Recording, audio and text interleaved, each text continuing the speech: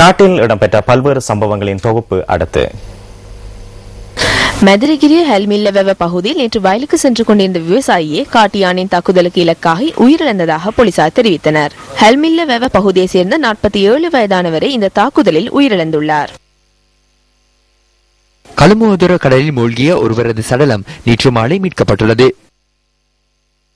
இலங்கைக்கு 50,000 matric ton அரிசியை வழங்குவதற்கு பங்களாதேஷ் அரசாங்கம் தீர்மானித்துள்ளது. ஒரு தொன் அரிசி $450 விற்பனை செய்யப்படவுள்ளதாக ராய்டர்ஸ் செய்தி வெளியிட்டுள்ளது. 2 நாடுகளுக்கும் இடையில் செய்து கொள்ளப்பட்ட ஒப்பந்தம் ஒன்றிற்கு அமைய பங்களாதேஷினால் இந்த நடவடிக்கை எடுக்கப்பட்டுள்ளது.